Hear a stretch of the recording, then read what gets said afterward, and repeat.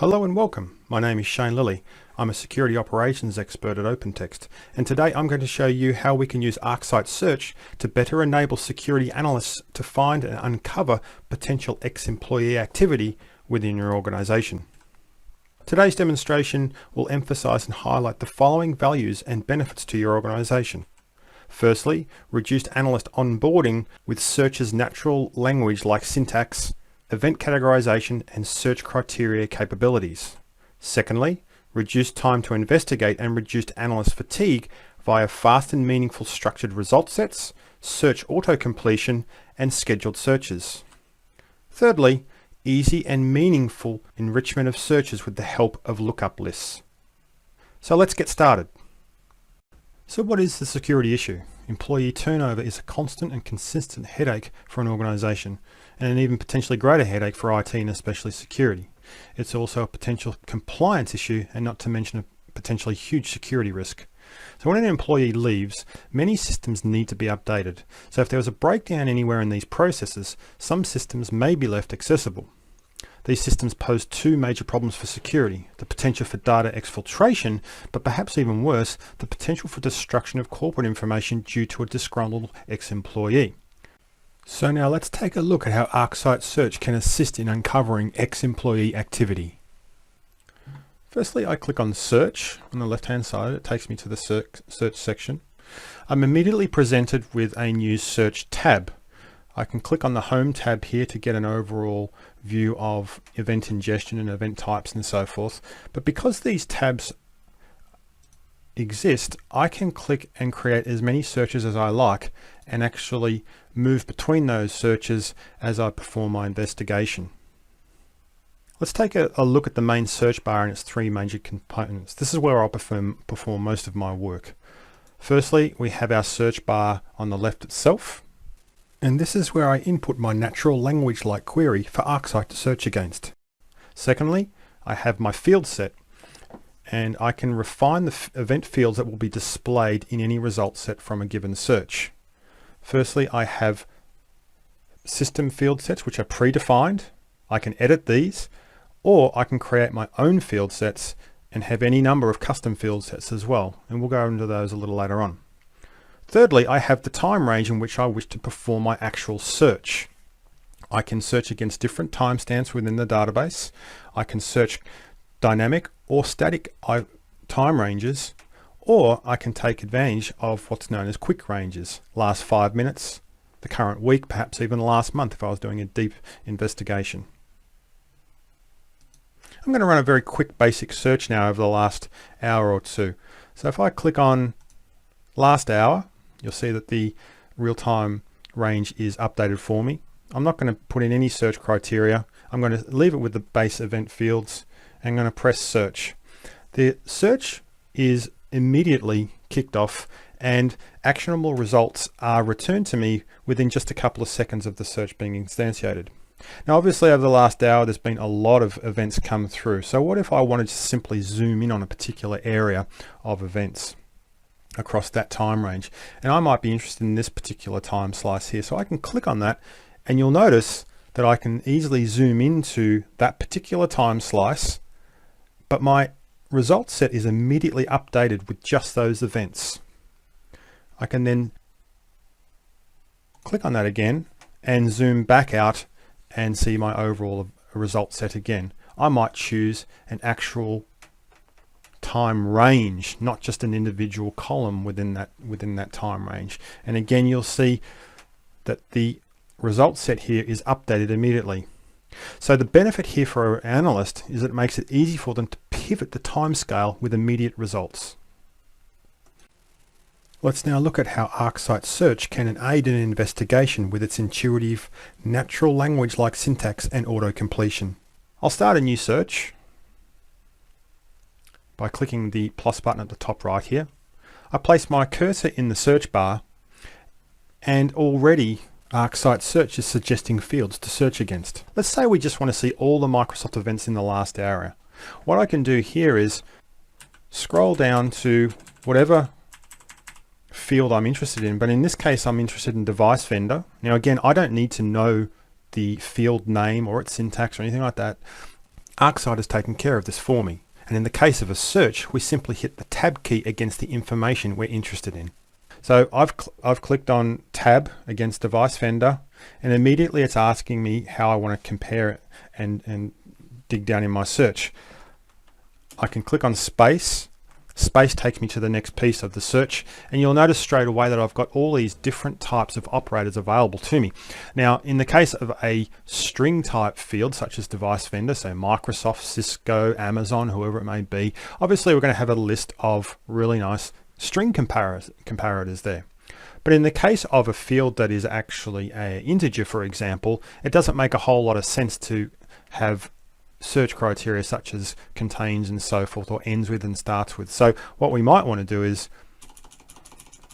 take a look at destination, port, for example, and you'll notice here that when I'm selecting or searching against a port, I have a very different set of operators.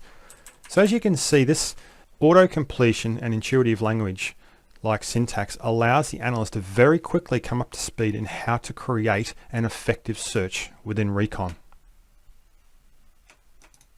Let's go back now to our original search that we were interested in. I start typing device, scroll down to device vendor, press tab. It's already set as equals. I can say not equal or contains and so forth. I then press space, and then you'll notice that Recon is immediately suggesting vendors that it knows about in the database. So straight away, I don't need to know what vendors are actually there available to me to search against. Recon is doing this work for me. So I'm interested in Microsoft. So I'm going to scroll down to Microsoft, select it. Again, press space, and I have the option to then continue on my search and further refine it. I might say and, or I might pipe that result set into another search, etc. But I just want to see all the Microsoft events for the last 1 hour. I kick that search off, and immediately those results are returned to me, and I can, even though the search might take a little longer if there's a lot of results to bring back to me, I am able to immediately start actioning those results as soon as they start coming back. As a comparison to this, we might want to extend this search very slightly. So we might pipe it into something different, like who are my top vendors? Which vendors are generating the most events? So I can simply type in something like top device vendor, and it immediately starts to build out a table of the events pertaining to the top vendors being ingested into my Recon system. But of course, the point of this investigation is to understand if there is any ex-employee activity actually occurring within my organization. But how do I know an employee is an existing or an ex-employee? Here I can utilize what's called a lookup list that I can obtain from IT or HR to correlate events from my IT systems and understand if activity has in fact originated from someone with ex-employee credentials. It's very, very easy for me to utilize a lookup list. I come over here to the left, click on configuration, and I have this option, what's called lookup lists. And you'll see I've already got it imported here, but I can look inside of this lookup list, and you'll see that I have a number of different fields which give me some wonderfully powerful information that potentially enriches my security events, such as the employee ID, their employee number, different types of login names, and of something that might be very valid in our investigation is the number of days that person has been unemployed. That might give us a good starting point as to understand how long ago somebody may have been potentially trying to access systems when they shouldn't have been. And what I want to do in my investigation is actually correlate and find events where the username such as J Hendricks, V Pavan, or C Maxwell actually do pop out and are returned into Recon in a search since that employee has actually left the organization. That becomes what is most important to me. So let's go ahead and do that now. I'll start a new search.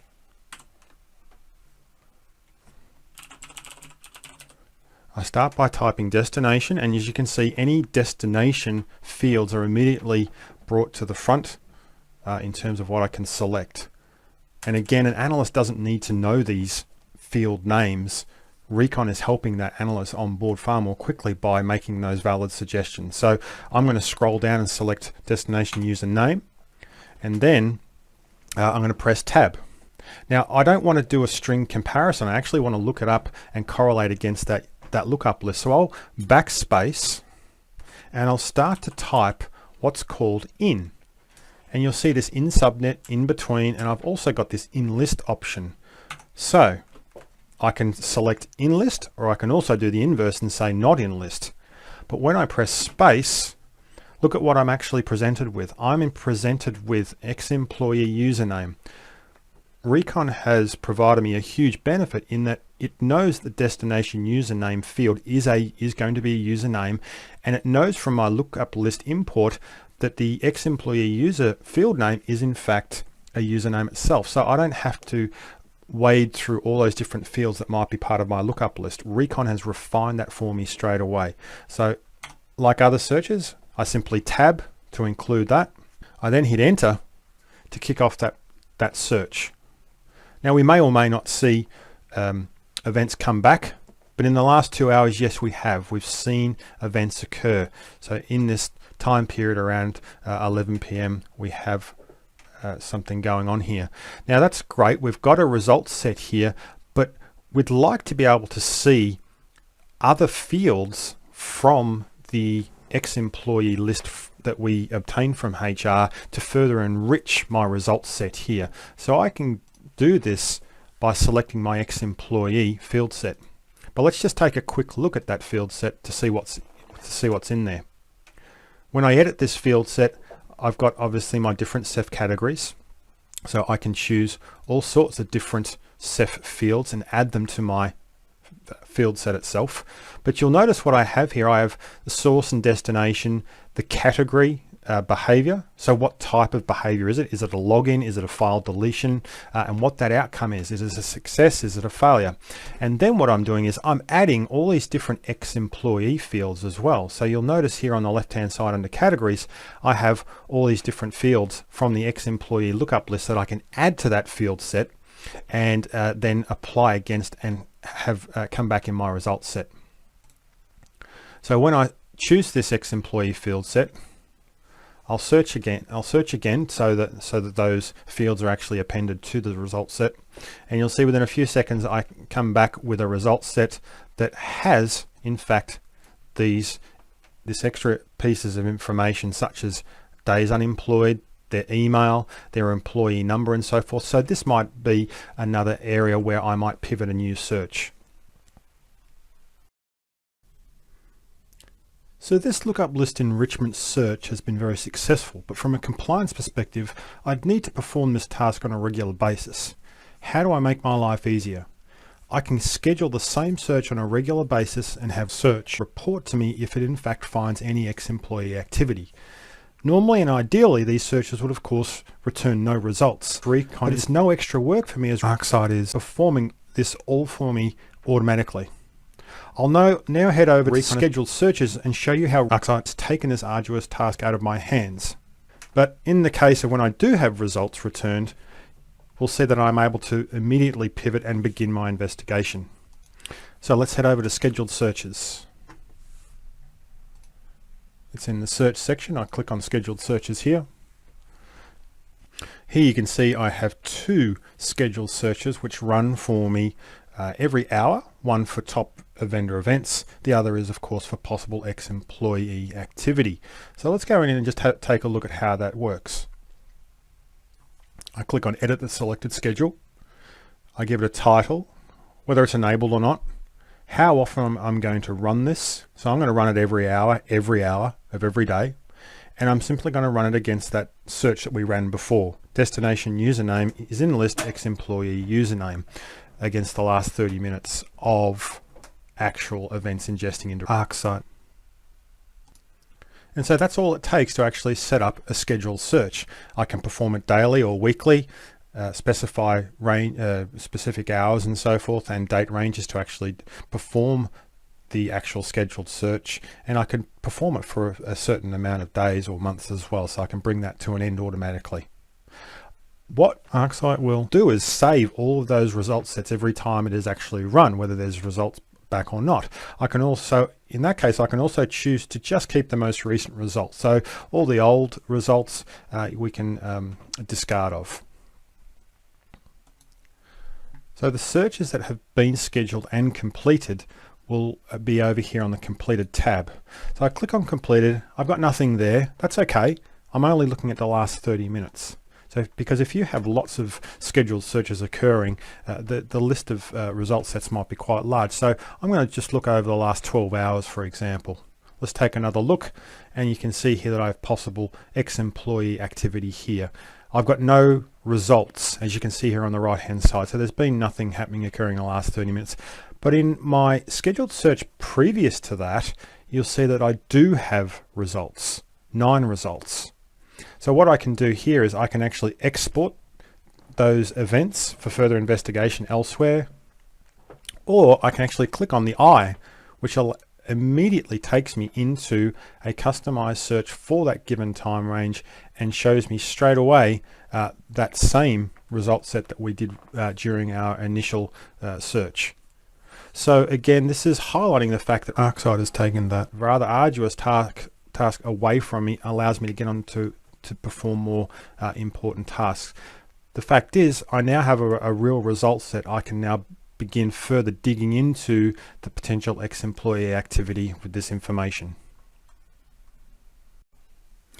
Before we move on to the deeper investigation into this ex-employee activity, we've done all this work to build out a search. A search has become very useful to us, so it would make sense that we can actually save that search, and even better, be able to reference it later on in further searches down the track. So let's take this search and save it, and we have the ability to save just the query itself, the search criteria, which is of course the search, the field set and the time range, or just the search results itself. So this data set that's been returned to me, and I can have that expire after a certain number of days, or keep it in the system for as long as I need. I'm just going to save the query as potential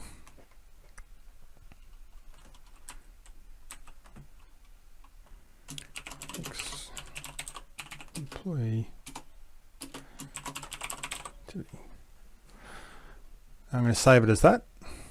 I press save, and now you'll see that my save has been successfully saved. I can come across to a new save as an example, and ArcSight allows us to utilize system saved searches or our own saved searches, and to gain access to these we simply need to type hash, and hash will begin showing us our preset or saved searches. I can look at, for example, DNS events, search, and it of course will bring me back anything that is an actual search event. I can also expand that search out if I want to see what that search actually entails. So here we're taking advantage of categorization to understand DNS packets, what constitutes a DNS packet, because of course lots of different vendors can provide DNS information, not just Bind, not just Microsoft DNS, but others as well. So we're conscious of that. But let's go back and take a look at our ex-employee activity. Potential ex-employee activity here. I can click on it, search, and just as if I type that search out manually, I'm going to get back a result set that, as you'd expect, would match this result set here as per the manual search. So saved searches are a wonderful way for analysts to be able to reuse searches that they've found useful, and that you can actually embed those saved searches as part of manual searches as well. And an example of this is where we can take advantage of perhaps a failed login attempt pre-saved search. So here's my result set for ex-employee activity, but I can simply concatenate with an and or an or a pre-saved search of failed logins. Now remember, keep in mind that a failed login could mean anything in terms of what it looks like from different vendors. So we take advantage of not only the saved search, but also device and event categorization to allow us to hone in on a single search name to give us all failed logins in addition to that ex-employee information. So as you can see, my result set has come back very, very quickly, and we can see a number of failed login attempts for a known ex-employee. So this becomes very, very powerful, and as you can see very clearly, the time to build such a useful search really does reduce the time to issue resolution and investigation. So as we now have a basis for the investigation, I can begin to uncover what that actual activity might be. So I'm just going to quickly rerun my search. Again, we're using a pre-saved search, so I don't have to type anything out specifically. Makes it easier for the analyst to start getting results. Within a couple of seconds, we get back some of those results for the ex-employee activity. You'll remember that if I expand this search out, we're looking for destination usernames that are part of or correlate against the ex-employee username list that I've received from HR. You'll see that I've events from Cisco and Microsoft. We can take advantage of ArcSight's unique event categorization capability that allows me to see what types of events I have, what their behaviors are, and most importantly, what the actual outcome of those behaviors are. Thanks to event categorization, I don't even need to know what a Cisco authentication or a Microsoft authentication looks like. Recon and the Smart Connector framework have done that work for me. So this greatly aids reduced investigation time and also analyst onboarding, as there are of course thousands of different event sources and of course at different event types. I can look at category behavior and category outcome and immediately see that I have multiple authentication attempts, both failures and most unfortunately successes as well from an ex-employee. To give you an example of this, I have a look at my Cisco VPN user authenticated event, open it up in the event inspector,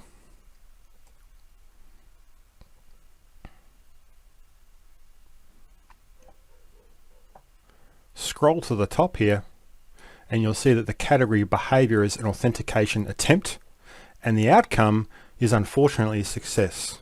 So it would appear that this VPN account, J Hendricks, has successfully authenticated to our corporate VPN.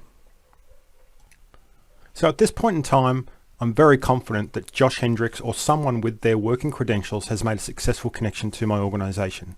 The question is, where do I go to from here? What else can I learn with the help of Recon?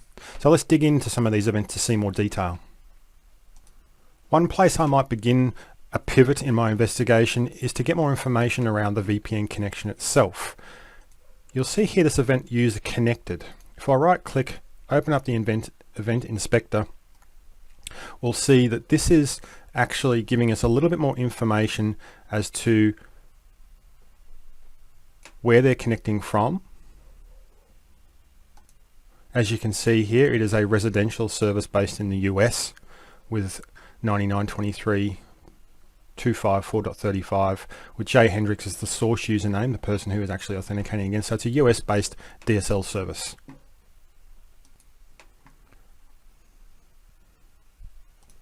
So what we could do at this point in time is take that source address, which is of course a publicly routable address from an ADSL service, and search against that. Let's see what else is going on from that actual address.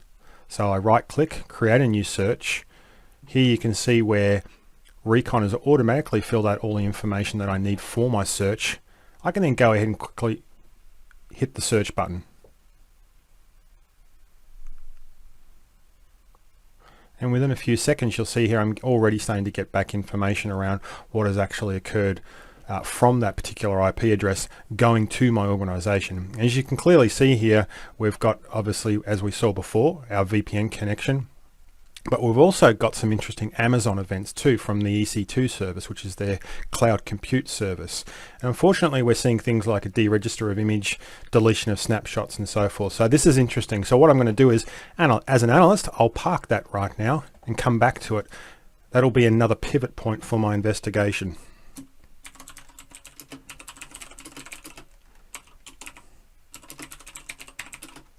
So I'll give it a name so I can easily find that tab again later on. It makes sense for me to now hone in on the VPN connection itself and try to understand what's happening within the organization. Have there been deletion of files, copying of files, exfiltration of company information, and so forth? So now that we've got this successful VPN, I'd like to know a little bit more about it and how Josh may have traversed throughout my network. And because the VPN connection is of course encrypted, I can't see what's going on inside the tunnel, but maybe I can work with the Cisco events to understand, has that user been assigned an IP address within the network to then traverse around the organization. And you'll see here one of my Cisco events is a local IP has been assigned to the local user. Again, I'll open that up in the event inspector. And of course it's coming from that DSL service. And if I just keep scrolling up a little, you'll see here under destination, my user, Josh, has been assigned an IP address on the internal network via the VPN terminator.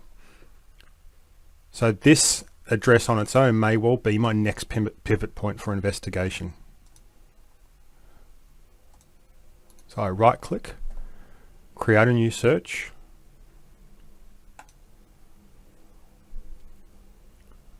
Again, my search has already been filled out for me. And what's interesting about this is, of course, we've chosen the destination address field. And this may well be the source address in some cases. So let's just run this search as is, and we can see the effect of the result.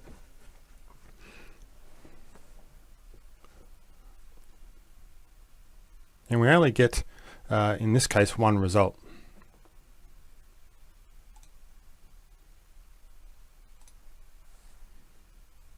And that is, of course, the local IP being assigned. So it would make sense that we really want to look at something like any IP.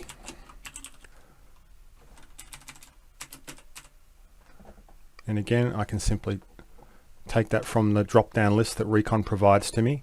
And when I click on search again, I'm going to get quite a different result set.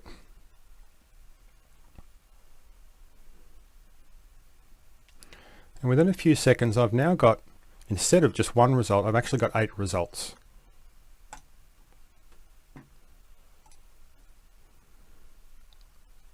You'll see here, I expand it out slightly. I've got quite a few interesting results here, such as login failures because the account's been disabled, but I've got a few logins here, but then a successful login to a Microsoft product of some description. So this is a little bit disturbing. But you'll notice that what Recon has done here is, instead of me writing out a search for source or destination, I've simply used the notation of any IP. So we'll take into account source or destination or any other IP address that might have that value of 112.98. So this is a very powerful feature, again, helping the analyst deliver quality and meaningful result sets without necessarily knowing all the different fields that are available to them.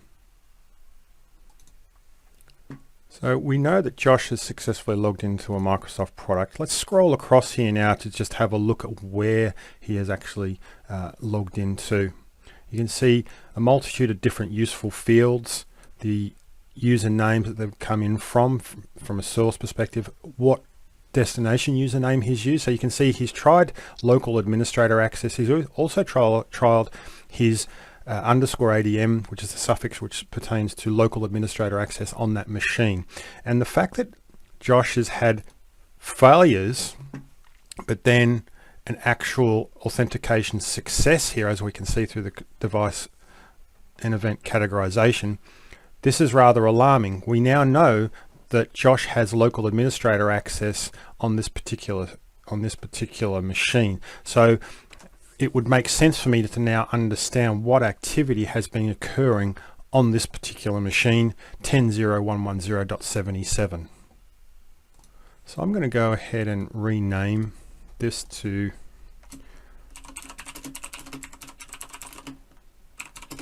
something meaningful. I might come back to that in the future, but this makes it easy for me to find again. So it would make sense here that perhaps we have a look at the activity on this particular machine. So I'm going to right click, create a new search yet again, like we've seen before. And again, I don't need to type anything here. Recon has done that work for me. But in this case, it's another example of where, well, it was the destination IP address for the initial search. I might like to change that again to any IP. Then hit search. And you'll see here that I've got a lot of different events from a number of different vendors. So now we can start to look at, well, what's the breakdown of those types of events on this particular machine, which is of course an important server. And we'll take a closer look at that now. I'm now going to update this search to get a breakdown of the different vendors and device products that we have as part of this result set. So I'm going to change my search just very slightly to just the source address, because I want to know what that server is actually kicking off in terms of transactions on the network.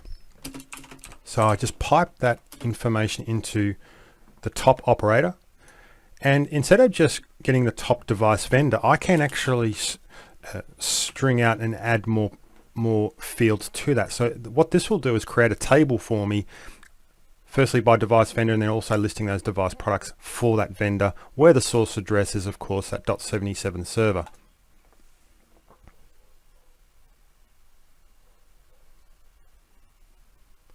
And within just a few seconds, I've got a nice clear picture of the different types of events pertaining from that particular server. You can see here DNS tracelog. I've obviously got some Cisco NetFlow, which might be very, very interesting from a data exfiltration point.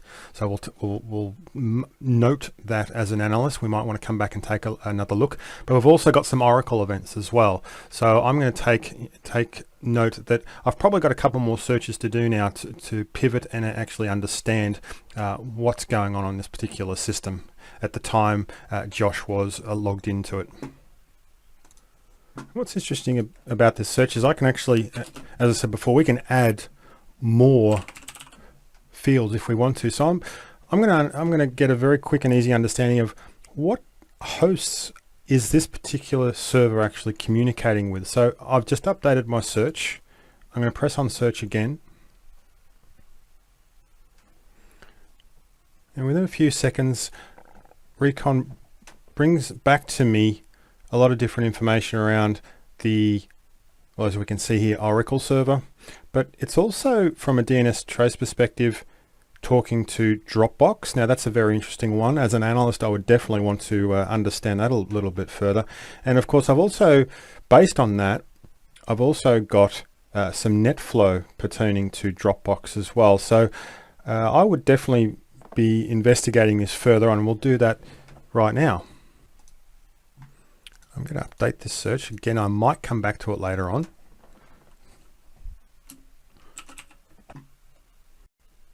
So now it might be worth my while investigating the actual NetFlow for Dropbox and just see whether it's unusual in terms of its volume. So we can again take advantage of pre-saved searches, so I don't necessarily have to understand or remember what some of these more sophisticated searches might look like.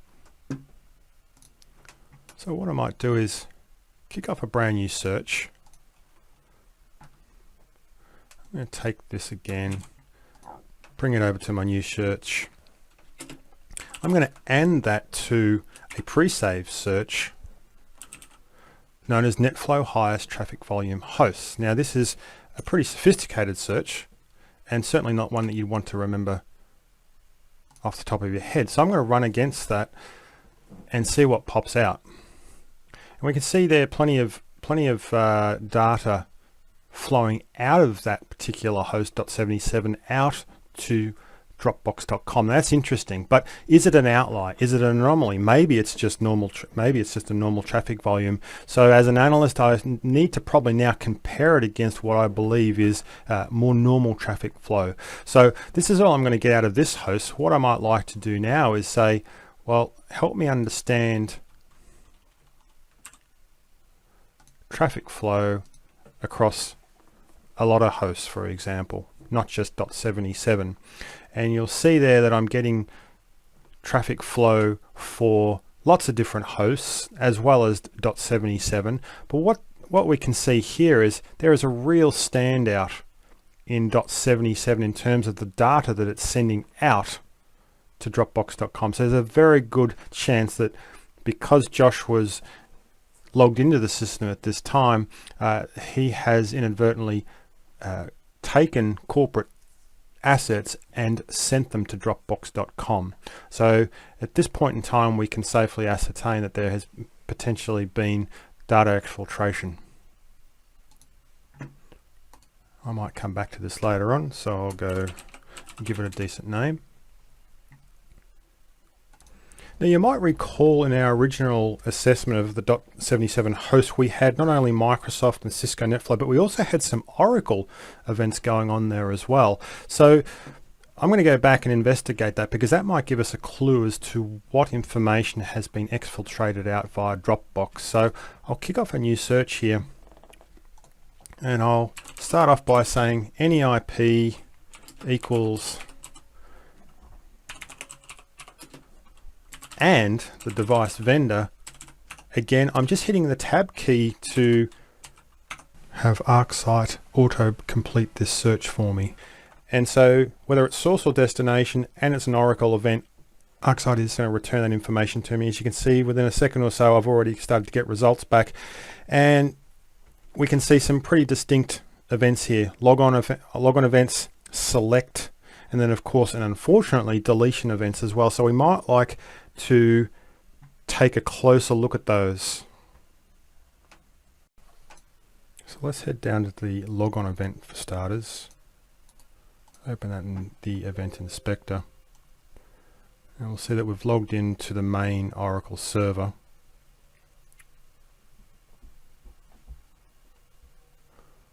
And I can see my source username is J Hendricks.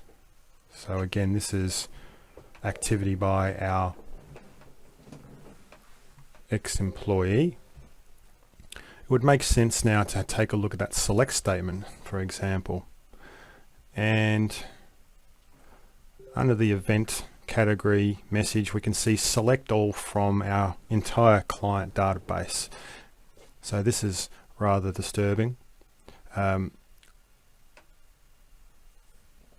Josh has managed to log in as a shared DBA by the looks of it. So the source username, he's run that command or that select statement against our shared DBA account. So he has full access to download everything. The next event is a delete event, which is not particularly a good thing. And if we have a look at the exact SQL statement that Josh has run, you'll see delete from the client database where the owner is J Hendricks himself. So in other words, he's not only downloaded the entire company client database, but he's then gone ahead and deleted his own clients. How has he achieved that? Well, he's done that through the use of a shared DBA account. Now, of course, there might be others who in the organization who legitimately use that account, but we've been able to trace that back to definitely being Josh because of the source username that he has logged in as. So this is a really good example of the information that Josh has got hold of, exfiltrated out to Dropbox.com, and then he's also, of course, instigated some potentially malicious activity by deleting company assets from the Oracle database. Now you may remember that we've seen obviously data exfiltration, but we've now started to see some malicious activity. So it would make sense for us to get a better understanding of any other potential malicious activity that Josh has instigated prior to leaving the organization, or even after leaving the organization. So let's take a look at that.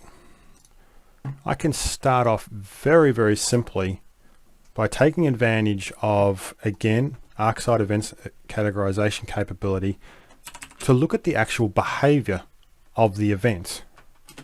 And again, I'm using the auto completion feature to simply tell me about any event where the behavior is a deletion, whether it's a file, a database, an AMI from AWS, or an image from Azure, for example. The Smart Connector framework's done all that hard work for me. As an analyst, I don't need to know what a delete event looks like for Linux, for Windows, for AWS, or any other vendor.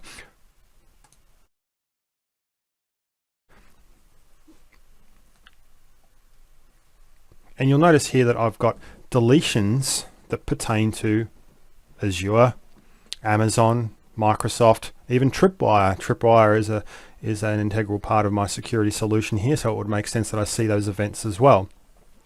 What I might like to do now is spin that up and say, who are the top vendors and their product for deletion type activity? So again, I've simply added to that search, and within a couple of seconds, I get a nice result set back. And as you'd expect, we've got these two Oracle events here, which are of course the deletions that Josh was involved in, but I'm also seeing things like Amazon, for example. So as a starting point, I might like to take a look at that. And you'll remember that early on in our investigation, we did actually see some Amazon events pertaining to from the DSL service that Josh Hendricks was logging in from. And you'll recall that it's just one of these tabs here that I had running earlier in the demonstration, where we've seen source address is that home DSL service, and we did take note at the time of some interesting activity around deregistering of images and deleting of snapshots. So we can very quickly and easily here take a look at this example, this event, for example, open that up in the event inspector, and if we pop back up to the category information, so the categorization that ArcSight is performing for us, you can see where I've got a file that's been deleted. So the Smart Connector framework has simply said, well, this, at the end of the day, this is still a file, and it's a file that's been deleted. So it's, from a categorization perspective, it's seen in the same light, just like a Word document being deleted off a local hard drive. So again, as an analyst, I don't need to know all that information around how those different events are actually brought into the system. All I want to understand is those deletion type events. So here we can see another example of malicious behavior where Josh has deregistered an image. And if we go down a little bit further, let's get a little bit more information as to what's occurred here. It's been successful. It's occurred in the US West 1 region of AWS.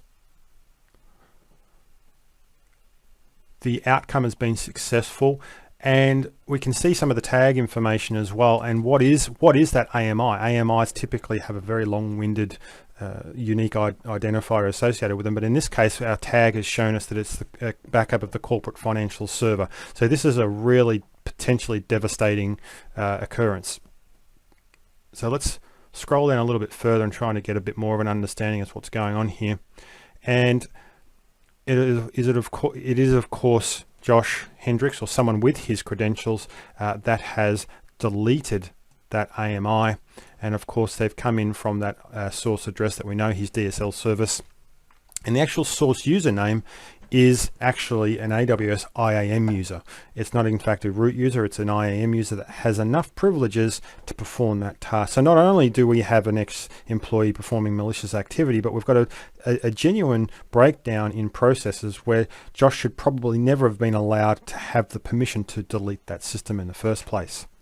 And last but not least, anything associated with an image or a machine in AWS typically has snapshots associated with them as well. So to make his work even more malicious, he's not only deleted the image, but he's also deleted the associated snapshot. So unless there's a life cycle in place for this particular snapshot, that corporate server, as well as the snapshot for the main volume for that server, is also gone as well. So this is a really good example of quickly and easily uncovering potentially malicious activity by an employee or an ex-employee using the Smart Connector framework and event categorization. Today's ArcSight Search demonstration has highlighted the following values and benefits. Firstly, reduced analyst onboarding with ArcSight Search natural language-like syntax, event categorization, and search criteria capabilities. Secondly, reduced time to investigate and reduced analyst fatigue via fast and meaningful structured result sets, search auto-completion, and scheduled searches. Thirdly, easy and meaningful enrichment of searches with the help of lookup lists. Thank you for watching. My name is Shane Lilley at OpenText, and I hope you've enjoyed today's demonstration. We hope to see you again soon next time.